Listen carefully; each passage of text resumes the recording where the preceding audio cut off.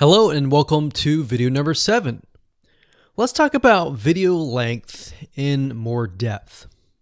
So the big question is, how long should your video be? While yes, most folks have said that your video should be short due to attention span, and that's something that we've talked about in the past, and that definitely worked in the past, and that still is true that people's attention span are short. But today, in terms of YouTube, your video length should be longer, and here's why. Did you know that YouTube ranks your video based on how many minutes your viewer watches? We talked briefly about this in video number 1, but I want to talk about why that is the case. Statistically speaking, most people that we have found, based on statistics that we have seen in YouTube, most people watch about 50% of a video. Even the people that are interested in a video, they watch 50% of a video.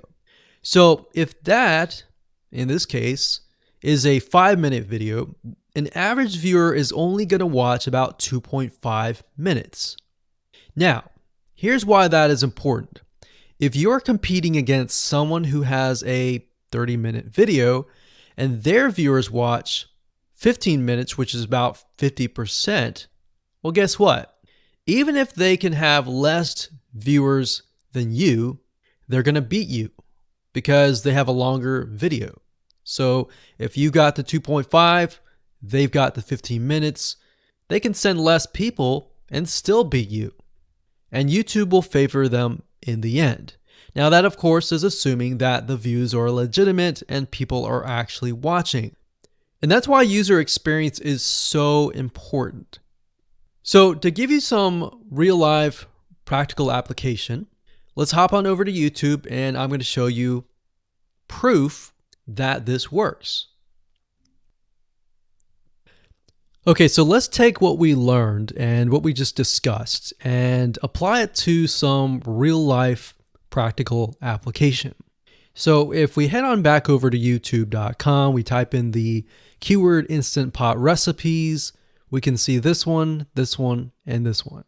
So let's go ahead and open these up. So we got this one, and this one. So that's 1, 2, and 3. The first one has about roughly 8 minutes or 9 minutes. We'll say 9 minutes. The second one has about 27 minutes. And the third one has about 20 minutes. Okay. So essentially the second and third have about double the amount of time. So like we talked about, most people watch about 50% or less, and then they quit. That's the average, right? So if that's the case, this person here, even though they have more views, see that? 800,000 views, even though they have more views, they're competing with somebody with a 30-minute video. Essentially, it's 27 or 28, but close to 30. So if we round that, we'll just say this is 10, this is 30, and this is 20. All right, so let's keep it at even numbers. So if that's the case, there's 4 minutes here, 15 minutes here, and 10 minutes here. So this means that the person with the less amount of minutes, they're going to need a lot more views and a lot more people watching it. So in total, if this person has, obviously this person's number 1, but what I'm saying here is because YouTube looks at how many minutes are watched, if this person had 800,000 views and this person had only half of that amount, but had more than double this amount, this person right here would most likely rank higher. So see that? Only 100,000 views, 15 minutes. This one here, 20 minutes, only 6,000 views.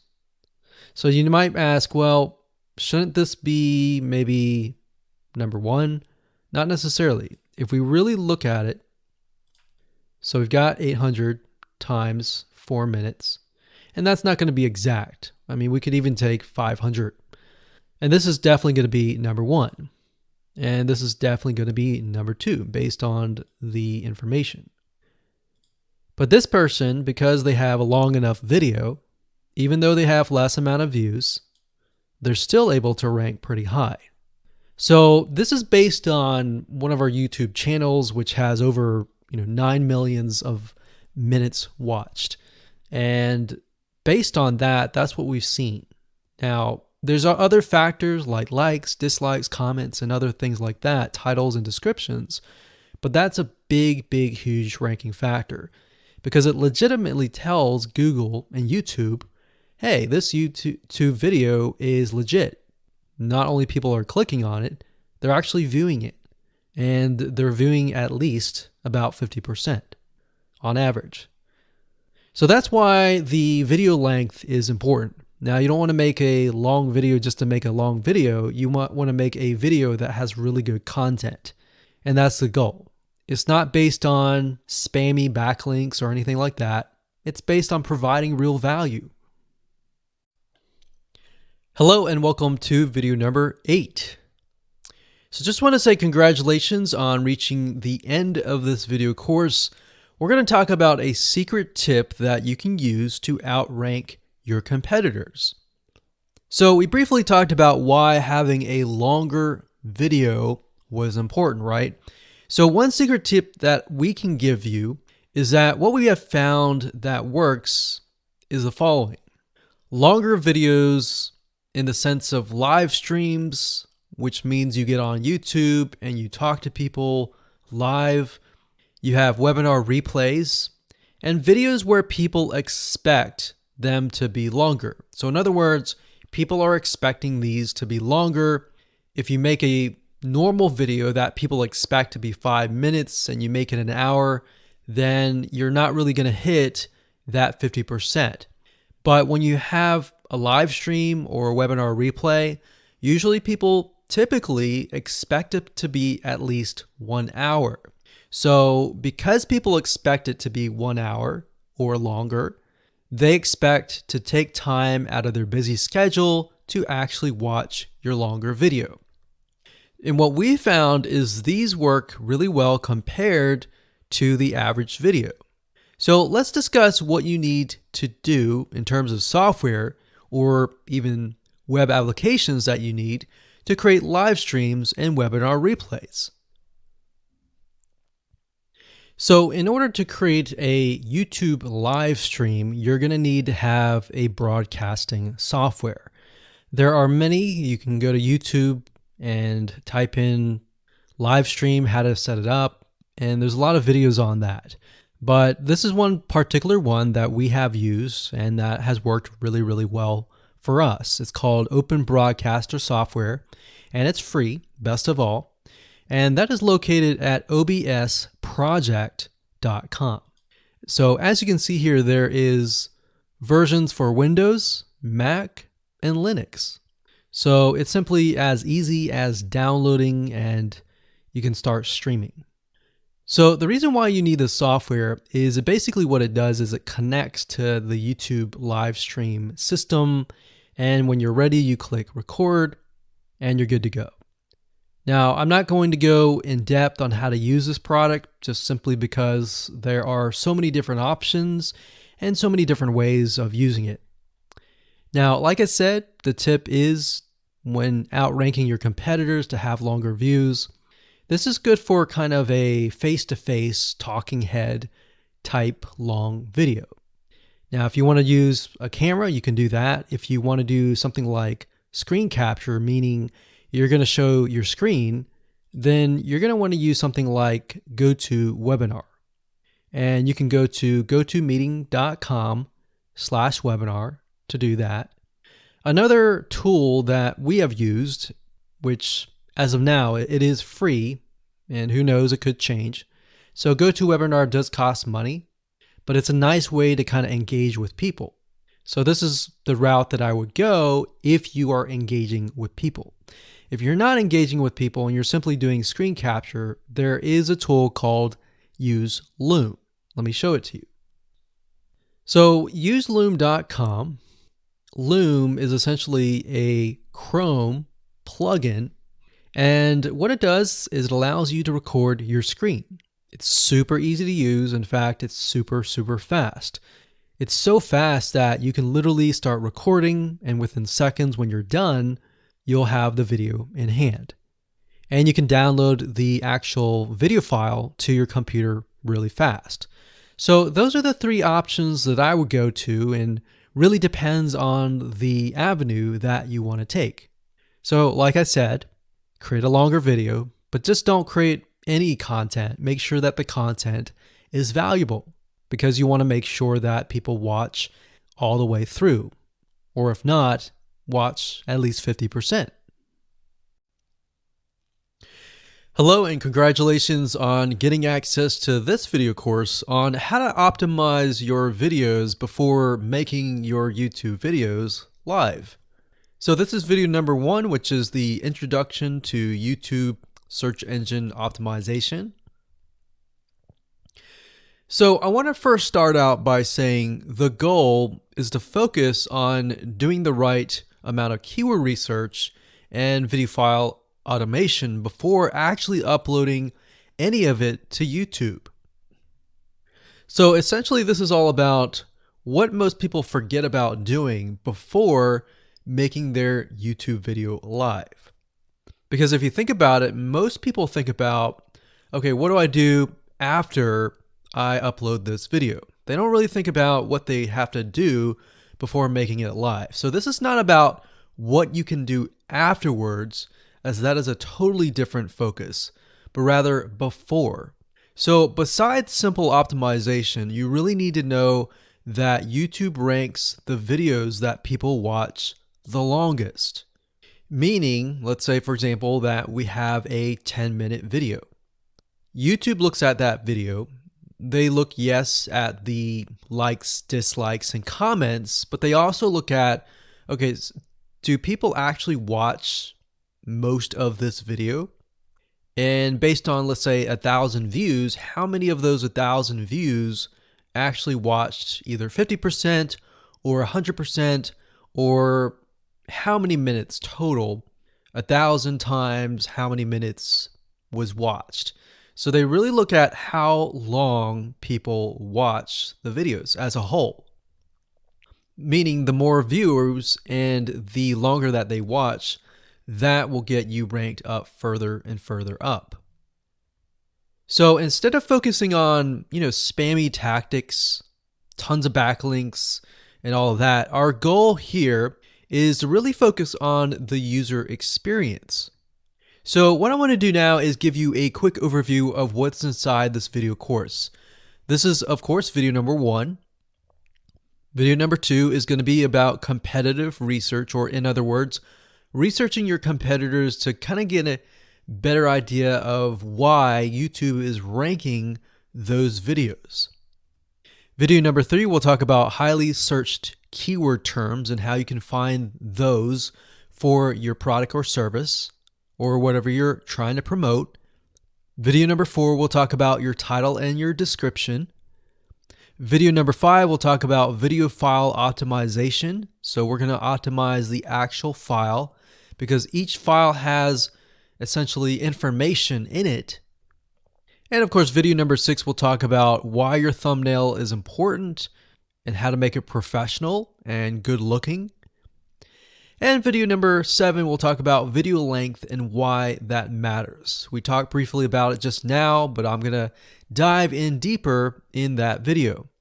And of course, last but not least, I'm going to give you a secret tip on how to outrank your competitors in video number 8.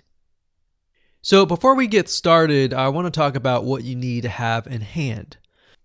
You're definitely going to need your product or service and an idea of the niche that you're targeting. You also need to have a video that is ready to be uploaded. And with that said, let's move on to video number 2. Hello and welcome back. This is video number 6. Let's talk about your thumbnail and why that is important.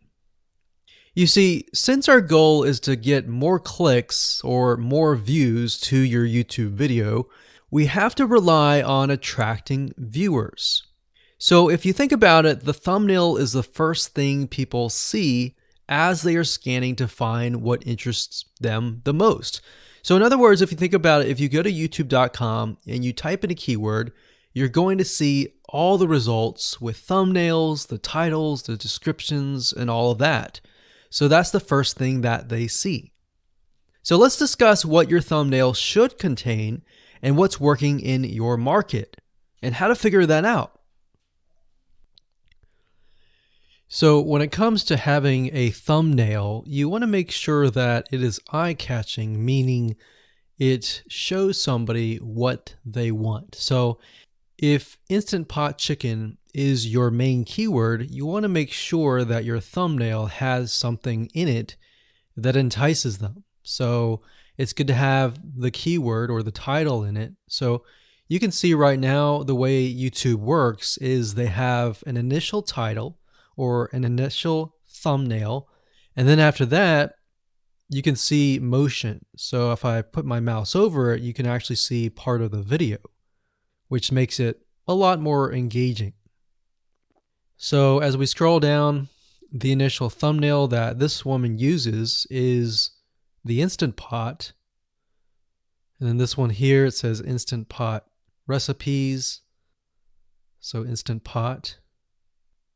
So we can see the ones at the top definitely have the Instant Pot in it, or a word that's chicken, or a picture that has chicken in it. So it fits the keyword. Now, if you're not a professional, thumbnail artist or anything like that, there are different sites that you can use to get these created. Now, bear in mind that you never want to use a thumbnail that is clickbaity or that lies to somebody, because if they click on it and then the video is nothing like the thumbnail, then guess what? You might get tons and tons of clicks and perhaps views, but you're not going to get people watching your video, which is very, very important, which we'll discuss in the future videos. But for now, there are different elements that you need. So what I recommend is you go to a site called creativemarket.com. That's creativemarket.com. There are other sites like graphicriver.net, but over time we've realized Creative Market has a lot of really good designs. So what we can do here is in the search box, we're going to type in YouTube thumbnail. And we're looking specifically for templates that we can use for the thumbnail. So it says YouTube thumbnail pack. Let's go ahead and open that. There's one here. There are end cards, but that's a little bit different. That basically comes at the very end of your video. So we got urban thumbnails, different types of thumbnails. But the reason why I like Creative Market is buying templates for specifically YouTube thumbnails is going to make your life a lot more easier, especially if you can make it professional. The more professional it looks, the more professional your viewers will click through. So if we click on this, we can kind of get an idea of what we're dealing with.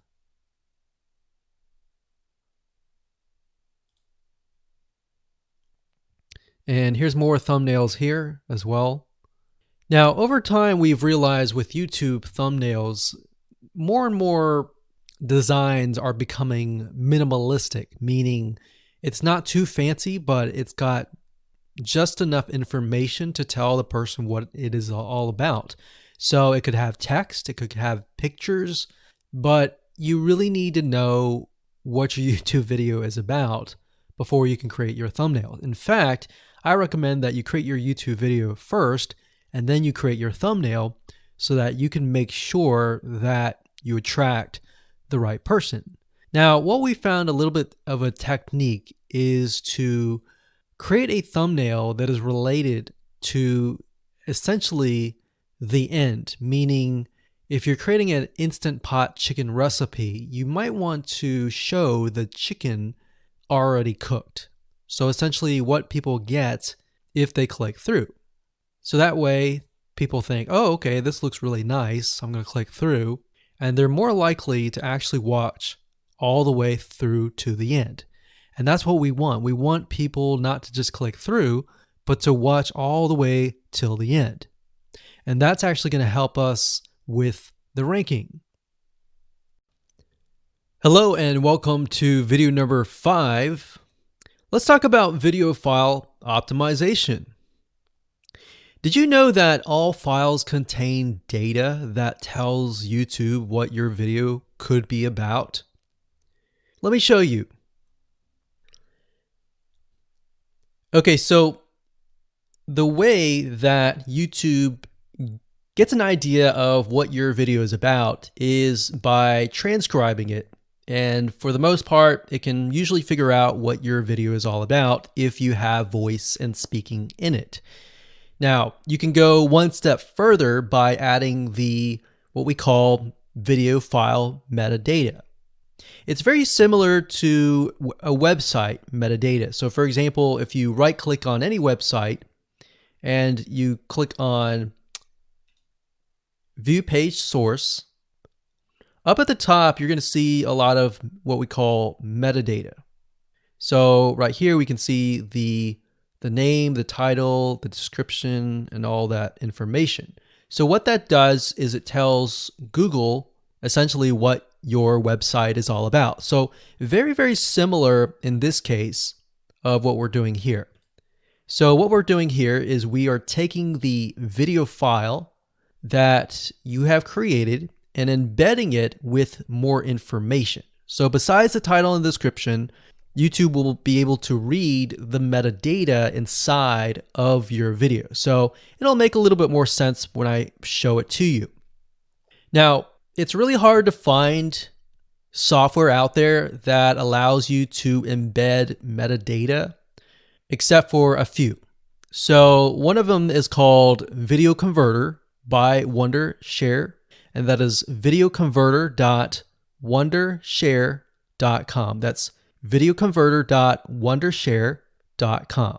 So if you go here and you go ahead and download up at the top, you will be able to embed metadata. In fact, we're going to be using that for this particular video. Now, there are other software out there like the Adobe Bridge software, which allows you to embed the metadata into your video. Now, the reason why I'm using Wondershare is because I feel like it's a lot easier to use. So if you go ahead and download this, we're going to open this here.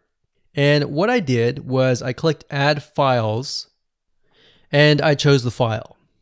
Now, there's a lot of things that you can change about the video, but what we're particularly interested in is this eye icon right here. So click this eye icon or letter I here, and you're going to see that it says name, language, episode name, actors, directors, screenwriter, tagline, and description and comments. So what I recommend is you try to complete this as much as you can. So episode name, actors, so that would be whoever is in the video, the director, the screenwriter, which could be you, and then the tagline.